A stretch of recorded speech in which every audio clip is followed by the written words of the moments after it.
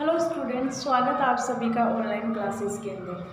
आज अपन स्टार्ट करेंगे carboxylic acid की। कार्बोक्सिलिक एसिड अपना क्या होता है, इसके अपन देखेंगे किस तरीके से कार्बोक्सिलिक एसिड से और कुछ उत्पाद बनाए जा सकते हैं या नहीं बनाए जा सकते हैं, इसकी रिएक्शंस देखेंगे और साथ में देखेंगे कि कार्बोक्सिलिक एसिड्स को किस तरीके से बनाया जा सकता है। ओके, तो कार्बोक्सिलिक एसिड होगा वो आपका एरोमेटिक भी हो सकता है और एलिफेटिक भी हो सकता है। ओके, तो अपना आज जो चैप्टर स्टार्ट होगा वो होगा आपका कार्बोक्सिलिक एसिड।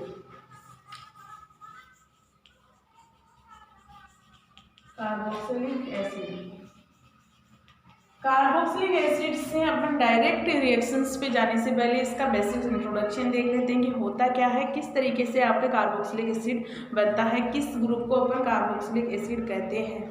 जिस भी कंपाउंड यानी कि जिस भी ऑर्गेनिक कंपाउंड के अंदर आपके COOH मिलता है उसे अपन कार्बोक्सिलिक एसिड कहते हैं। इस तरीके से आपके पास अगर कोई भी कंपाउंड मिलता है उसे अपन कहते हैं कार्बोक्सिलिक एसिड। और अगर आपके पास इसे किस तरीके से लिख सकते हैं, इस तरीके से लिख सकते हैं, CO2H भी लिखा जा सकता है, ये भी आपका क्या होगा, कार्बोक्सिलिक एसिड ही होता है। और अगर आपके पास इस तरीके से लिखा हुआ मिल जाए तो ये होता है पर कार्बोक्सिलिक एसिड। ओके, पर कार्बोक्सिलिक एसिड ओके, पर क्यों इसमें क्या है, अगर इसकी स्ट्रक्चर देखी जाए तो ये हो गई अपनी स्ट्रक्चर। इस तरीके से 3 ऑक्सीजन पाए जाते हैं, यानी कि डायरेक्ट ऑक्सीजन का बॉन्ड पाया जाता है, उसे अपन कहते हैं पर कार्बोक्सिलिक, यानी कि पर वर्ड यूज किया जाता है, पर कार्बोक्सिलिक एसिड होता है। जैसे प्रोक्साइड में क्या होता है आपके इस तरीके से डायरेक्ट ऑक्सीजन का बॉन्ड होता है, इसीलिए अपन इसे कहते हैं पेरोक्साइड। ओके, पर ऑक्साइड, अगर इसमें से एक ऑक्सीजन हटा दिया जाए तो वाटर बन जाएगा अपना, है ना। लेकिन यहाँ क्या है, आपके ऑक्सीजन का डायरेक्ट बॉन्ड है। जब किसी भी स्पीसीज के अंदर या जब किसी भी ऑर्गेनिक कंपाउंड के अंदर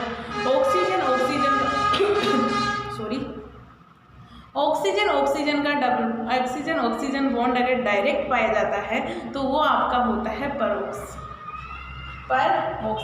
ओके, इसे प्रोक्साइड, जो प्रोक्साइड की स्ट्रक्चर होती है वो आपकी खुली किताब की तरह होती है ना। यहाँ अगर इसके लॉन पेयर आएंगे तो दूसरे के क्या आएंगे, नीचे आएंगे, क्योंकि अगर इसकी स्ट्रक्चर इस तरीके से होती तो क्या होगा, आपके लॉन पेयर इस तरीके से रहते जो एक दूसरे को बहुत ज़्यादा रिपेल करते। रिपेल करने की वजह से स्ट्रक्चर किस तरीके से होती है, इस तरीके से पाई जाती है। ओके, अब आपके जो अपन पढ़ रहे हैं कार्बोक्सिलिक एसिड में क्या होता है, आपके COOH समूह अगर किसी भी ऑर्गेनिक कंपाउंड में दिखता है तो वो आपका होता है कि वो कार्बोक्सिलिक समूह प्रेजेंट है, तो अपन उसे कह सकते हैं कि कार्बोक्सिलिक एसिड होता है। ओके, और इसे CO2H के आधार पर लिखा जा सकता है, CO2H भी लिखा जा सकता है। कई बार CO2H भी लिख के अपने को पागल बना देते हैं कि ये क्या हो गया। अब देखो, जब अपने पास यहाँ R यानी कि एल्किल समूह जुड़ा हुआ हो, एल्किल समूह का मतलब होता है एलिफेटिक समूह। एलिफेटिक समूह कोई सा भी हो सकता है, आपकी CH3 भी हो सकता है, डबल बॉन्ड की प्रेजेंस भी हो सकता है, ट्रिपल बॉन्ड भी हो सकता है। अगर ऐसे ग्रुप प्रेजेंट होते हैं तो वो आपका होगा एल्किलिक कार्बोक्सिलिक एसिड। ओके, और अगर आपके पास एरोमेटिक ग्रुप जुड़ा हुआ होता है, यहाँ अगर एरोमेटिक समूह जुड़ा हुआ होता है तो वो आपका होगा कि एरोमेटिक कार्बोक्सिलिक एसिड कहा जाता है। अब बात आती है कि इसके अंदर जो H है वो क्या हो, किस तरीके की नेचर होता है इसका, एसिडिक H प्रेजेंट पाया जाता है, कि एसिडिक प्रोटोन पाया जाता है। किस तरीके से, क्योंकि अगर इसमें देखा जाए स्ट्रक्चर के अंदर अपन तो H+ ये इजीली रिमूव हो सकता है यहाँ से, क्यों, क्योंकि यहाँ अगर देखा जाए तो ये क्या हो गया आपके, अगर ये यहाँ आ रहा है तो ये यहाँ ऊपर जाएगा, है ना, क्योंकि कॉन्जुगेशन पाया जाता है, आपका कॉन्जुगेशन पाया जाता है, तो ये क्या हो गया, यहाँ से डबल बॉन्ड बन गया और वो जो H है वो H+ के रूप में बाहर निकल गया। तो ये जो अपना हाइड्रोजन होता है वो एसिडिक प्रोटोन होता है। तो अगर एल्कोहल और अपन इसकी तुलना करें, यानी कि एल्कोहल की यानी कि OH समूह की तुलना करें साथ में, या इसमें अपन कार्बोक्सिलिक समूह की तुलना करें तो सबसे ज़्यादा एसिडिक होता है वो होता है आपके COOH समूह होता है, क्योंकि यहाँ से इजीली H+ बाहर निकाल सकते हैं। क्यों, क्योंकि यहाँ क्या है, कॉन्जुगेशन पाया जाता है, कॉन्जुगेशन के अंदर ये बॉन्ड यहाँ आ सकता है, ये स्टेबल है कार्बन तो कार्बन पे कोई इफेक्ट नहीं है और यहाँ से H+ इजीली रिमूव कर सकते हैं। जब जब किसी भी स्पीसीज के अंदर अगर कॉन्जुगेशन से स्टेबलाइजेशन आ रहा है, यानी कि संयुग्मन से आपके स्थायित्व आ रहा है, तो वो आप अपना जो भी दूसरा एटम अटैच है उसे इजीली रिमूव कर सकता है। ओके, तो अपन इस कार्बन को इस तरीके से लिख सकते हैं।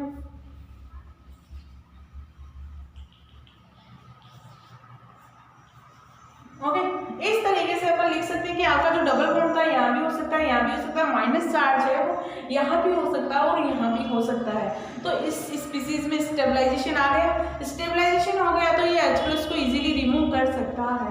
अब बात ये आती है कि COO समूह है, तो अगर ऐसी रिएक्शंस को हीट करें, अगर थोड़ी सी अपन हीट कर दें यानी कि इन्हें गर्म कर दें तो क्या होगा, यहाँ से क्या होगा, CO2 गैस रिलीज होगी। क्योंकि जब जब किसी भी रिएक्शंस के अंदर, जब जब किसी भी अभिक्रिया के अंदर गर्म करते हैं, किसी भी अभिक्रिया को अपन गर्म करते हैं तो गर्म करने के सॉरी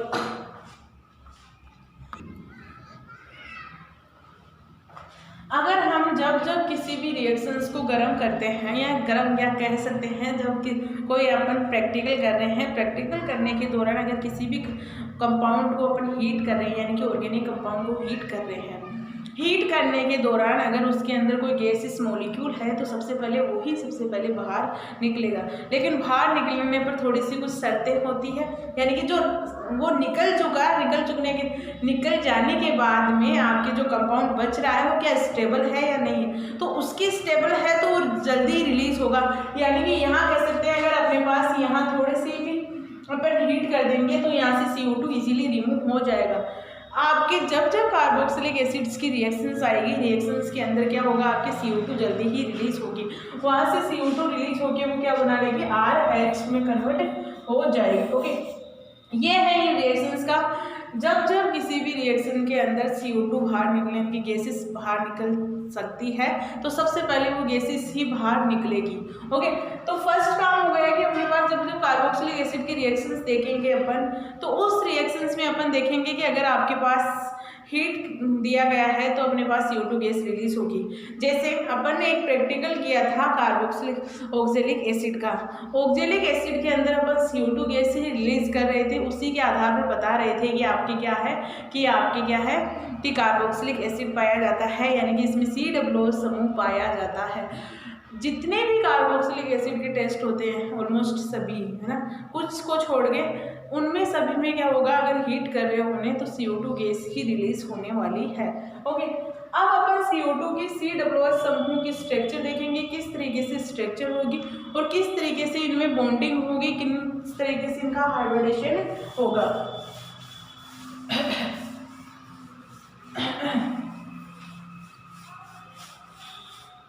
जो COO समूह है वो आपका क्या होता है, इस तरीके से पाया जाता है। यहाँ कोई भी ग्रुप हो सकता है, एरोमेटिक भी हो सकता है और एलिफेटिक भी हो सकता है। यहाँ जो बॉन्ड एंगल पाया जाता है 120 डिग्री का पाया जाता है। क्यों? क्योंकि आपकी ये क्या होती है, किस तरीके की होगी, ट्रायंगल हो गई, ट्रायंगल स्ट्रक्चर पाई जाती है। इस कार्बन की अगर अपन इसका क्या देखें, हाइब्रिडेशन देखें, यानी कि त्रिकोणीय समतलीय स्ट्रक्चर होती है, त्रिकोणीय समतलीय स्ट्रक्चर होती है। क्योंकि हमें पता है कि जब जब 120 डिग्री का बॉन्ड एंगल पाया जाता है किसी भी स्पीसीज में, तो वहाँ स्ट्रक्चर किस तरीके की होती है, त्रिकोणीय समतलीय होती है, यानी कि ट्राइगोनल प्लेनर होती है। और यहाँ अगर कार्बन का हाइब्रिडेशन देखा जाए तो 1 2 3 है तो क्या हो गया, sp2 हाइब्रिडेशन पाया जाता है। जब जब संकरण किसी भी स्पीसीज का ज्ञात करते हैं तो ओनली उसके अंदर क्या होता है, संक्रमण ज्ञात करते हैं या हाइब्रिडेशन। जब जब किसी भी स्पीसीज में हाइब्रिडेशन देखते हैं तो उसके अंदर sigma bond plus lone pair ही काउंट करते हैं। Okay, sigma bond plus lone pair ही काउंट करते हैं। और अगर इसकी शेप की बात की जाए, यानी कि ज्यामिति तो होती है त्रिकोणीय समतलीय, और इसमें जो शेप होगी यानी कि उसका आकार होगा वो भी आपका क्या होगा, त्रिकोणीय समतलीय ही होगा, क्योंकि चेंज नहीं होगा। जब किसी सेंटर एटम के पास लोन पेयर नहीं पाए जाते हैं, ओनली सिग्मा बॉन्ड होते हैं, तो उस एटम की या उस स्पीसीज की ज्यामिति और आकार दोनों सेम होते हैं। ओके, जब किसी सेंटर एटम के पास लोन पेयर एब्सेंट होते हैं, तब उस स्पीसीज की ज्यामिति व आकार दोनों समान होते हैं। ओके, ये बात फिक्स है कि जब आपके पास किसी सेंटर एटम के पास लोन पेयर एब्सेंट है, कार्बन के पास कोई लोन पेयर नहीं दिख रहा, जब लोन पेयर ही नहीं दिख रहा है तो उसकी स्ट्रक्चर और ज्यामिति दोनों ही क्या होंगे, सेम पाए जाएंगे। इनकी त्रिकोणीय समतलीय इसकी ज्यामिति होती है और त्रिकोणीय समतलीय इसका क्या होता है, आकार होता है। ओके, तो इसमें sp2 हाइब्रिडेशन पाया जाता है। जब किसी भी मॉलिक्यूल्स का संकरण ज्ञात करते हैं तो उसके अंदर केवल लोन पेयर और सिग्मा बॉन्ड ही पार्टिसिपेट होते हैं, पाई बॉन्ड कभी भी इंक्लूड नहीं होते हैं। ओके, और अगर ऑक्सीजन की बात की जाए, अगर इस ऑक्सीजन का हाइब्रिडेशन देखा जाए तो इसमें क्या हो गया, ऑक्सीजन के पास दो लोन पेयर है और दो ही सिग्मा बॉन्ड है, दो लोन पेयर है, दो सिग्मा बॉन्ड है, तो कितने हो गए टोटल, चार हो गए। तो इसमें क्या हो गया, sp3 हाइब्रिडेशन पाया जाता है।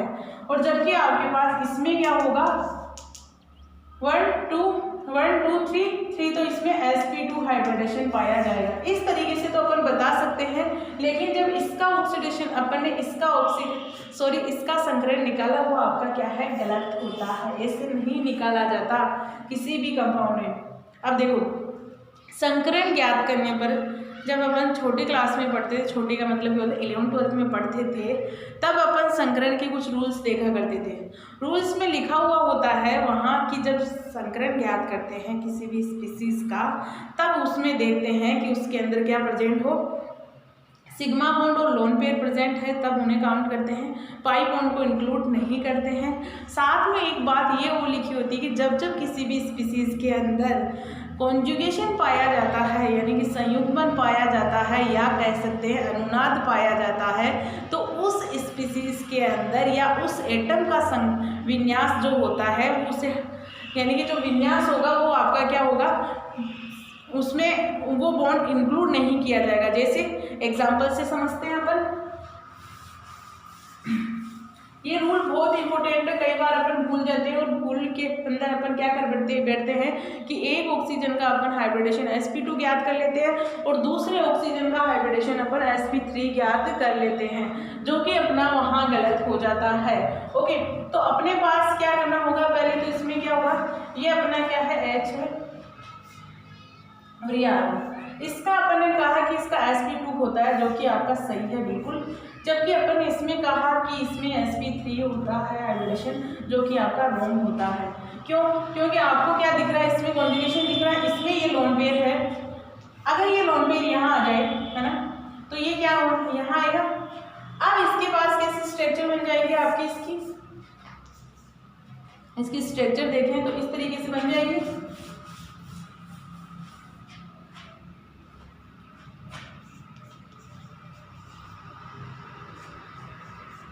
इसकी स्ट्रक्चर आपकी किस तरीके की, डबल बॉन्ड आ गया और ये हो गया H, यहाँ प्लस स्टार्ट होगा। अब ये क्या होना चाहिए, न्यूट्रलाइज होना चाहिएगा, तो ये क्या होगा, अपनी तरफ ले लेगा, जो H प्लस के H प्लस में बाहर निकल जाएगा। ओके, तो इस तरीके से हो गई, यानी कि अब ये न्यूट्रलाइज होगी। किस तरीके से बना ली इसने अपनी स्ट्रक्चर, ऑक्सीजन माइनस और ये ऑक्सीजन, इस तरीके से होगा। अब ये होता है कि कभी ये इस तरफ आएगा, कभी ये इस तरफ आएगा, क्योंकि स्टेबल तो है नहीं। जब कोई चीज़ स्टेबल नहीं है तो उसके अंदर अपन कह सकते हैं कि इसका हाइब्रिडेशन क्या होगा, क्योंकि जब अपन ज्ञात करते हैं हाइब्रिडेशन तो ये क्या होगा, इसमें भी sp2 होगा, इसमें भी sp2 होगा, क्योंकि ऑक्सीजन तो है सेम, क्योंकि इसमें कोई डिफरेंट नहीं हो। एक बार ये एच इस तरफ जाएगा, मान लो ये एच यहाँ से निकला, अब ये क्या होगा, यहाँ अटैच हो जाएगा, क्योंकि अपन ने ये अपने को ये नहीं पता जो दोनों ऑक्सीजन है उन दोनों ऑक्सीजन में से किसके पास आपका हाइड्रोजन आके अटैच होगा, ये नहीं, क्योंकि ये सॉल्यूशंस में क्रिया चलती रहेगी चलती रहेगी चलती रहेगी। जब ये पता ही नहीं है अपने पास जो आपका हाइड्रोजन है कि वो किस ऑक्सीजन से अटैच है, तो अपन दोनों ही कंडीशन में कहते हैं कि इसमें इसका भी sp2 ही होगा और इसका भी sp2 ही हाइब्रिडेशन पाया जाता है। ओके, तो इस तरीके से अपन हाइब्रिडेशन निकालते हैं। अब बात आती है अगर आपके पास आइसोटोप दिया गया हो, अगर एक ऑक्सीजन को आइसोटोप द्वारा रिप्लेस कर दिया जाए, यानी कि एक ऑक्सीजन को मान लो ये आइसोटोप द्वारा रिप्लेस कर दिया, और जो आइसोटोप द्वारा रिप्लेस किया गया ऑक्सीजन उसी के पास आपका हाइड्रोजन अटैच है, तब उस कंडीशन में अपन कह सकते हैं कि यह आपका sp3 हाइब्रिडेशन में होगा और यह आपका sp2 हाइब्रिडेशन में होगा, क्योंकि यहाँ मेंशन किया गया है कि जो ऑक्सीजन दिया गया है वो हाइड्रोजन से अटैच ऑक्सीजन है, वो आपका आइसोटोप हाइड्रोजन है, और जो आप ऑक्सीजन है और जो दूसरा ऑक्सीजन है वो आपका नॉर्मल ऑक्सीजन होता है, यानी कि O18 यहाँ दिया गया, O16 यहाँ दिया गया, मतलब कि आपका आइसोटोप दिया गया है। तो आइसोटोप में अपन इस तरीके से हाइब्रिडेशन निकालते हैं। तो अपन ने क्या सीखा कि जब जब किसी ऑक्सीजन दूसरा एक मॉलिक्यूल वो लेते हैं,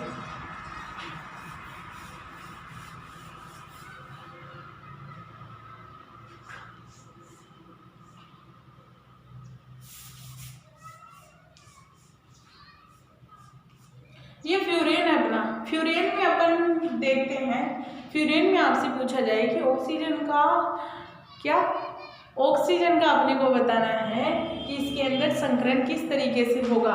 देखो इस ऑक्सीजन का संकरण अगर आप इस तरीके से बता रहे हो, इसमें 2 लोन पेयर प्रेजेंट है, वो तो फिक्स है कि 2 है प्रेजेंट, अगर इस तरीके से बता रहे हो तो वो कितना आएगा, इसका sp3 आएगा, जो कि आपका रॉन्ग होता है, क्योंकि फ्यूरेन होता है वो आपका क्या होता है, एरोमेटिक होता है, और एरोमेटिक की शर्तें क्या होती है कि उसके अंदर क्या क्या होना चाहिए, साइक्लाइजेशन होना चाहिए, साइक्लिक होना चाहिए कंपाउंड, सेकंड होती है प्लेनर होना चाहिए कंपाउंड, और थर्ड पोजीशन होती है कि वो हकल कॉन्जुगेशन होना चाहिए, कॉन्जुगेशन होना चाहिए, और फोर्थ होती है कि वो हकल रूल को फॉलो करना चाहिए, हकल रूल को फॉलो करना चाहिए, और 5 कंडीशन होती है उसके अंदर sp या sp2 या sp हाइब्रिडेशन होना चाहिए, और जो 6 होती है वो सबसे इम्पोर्टेंट होती है कि उसके अंदर ओड नंबर ऑफ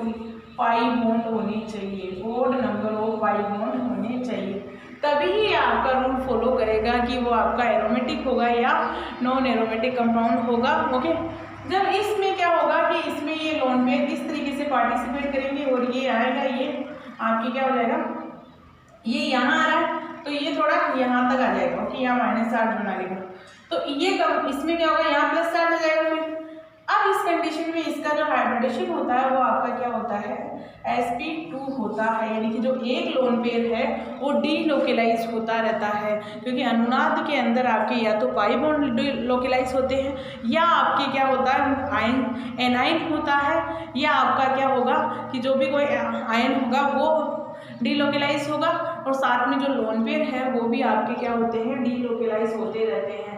जब किसी स्पीसीज के अंदर आयन्स डीलोकेलाइज हो रहे हैं तो उस आयन को अपन काउंट नहीं करते हैं संकरण के लिए। संकरण में केवल उन सिग्मा बॉन्ड या लोन पेयर को काउंट करते हैं जो स्टीरियो सेलेक्टिव होते हैं, यानी कि जो बॉन्ड तो जो आपके फिक्स हैं उनको काउंट किया जाता है, और लोन पेयर उनको काउंट किया जाता है जो आपके स्टीरियो सेलेक्टिव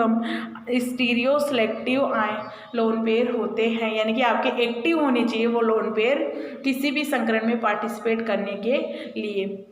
तो ये कंडीशन होती है अपने हाइब्रिडेशन ज्ञात करने की। ओके, तो कार्बोक्सिलिक एसिड का अपन ने बेसिक इंट्रोडक्शन देखा। अब देखते हैं कि इसके अंदर ओवरलैपिंग किस तरीके से हुई होगी।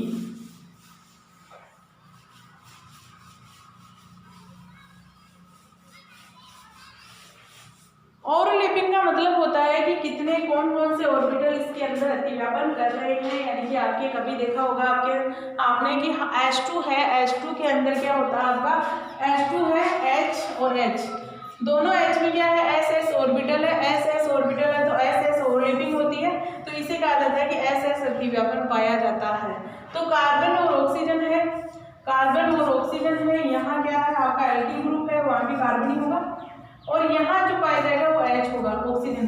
ऑक्सीजन के पास भी पता है कि जो लास्ट ऑर्बिटल्स हैं वो P के अंदर है, और इसमें भी पता है कि P के अंदर है, इसमें भी P में, इसमें S में है। तो यहाँ क्या होगा, sp ओवरलैपिंग होगी आपकी, या PP अतिव्यापन होगा, यहाँ पे PP, और जबकि यहाँ sp अतिव्यापन होगा, और यहाँ कार्बन कार्बन के बीच में भी क्या होगा, PP अतिव्यापन पाया जाता है। लेकिन इसे कहा जाता है sp अतिव्यापन कहा जाता है, क्योंकि s ऑर्बिटल भी साथ में इन्वॉल्व होता है, sp अतिव्यापन कहा जाता है, जबकि यहाँ क्या होगा, केवल sp ही अतिव्यापन पाया जाता है। ओके, तो फर्स्ट पॉइंट हो गया कि अपना जो कार्बोक्सिलिक एसिड है वो ट्राइगोनल प्लेनर होता है ना, उसका संकरण अगर कार्बन का देखा जाए तो वो sp2 होता है। ओके, तो ये सब अपन ने देख लिया आज की क्लास में। नेक्स्ट क्लास में देखेंगे अपन कुछ रिएक्शंस देखेंगे, यानी कि कार्बोक्सिलिक एसिड किस तरीके से बनाया जा सकता है। ओके।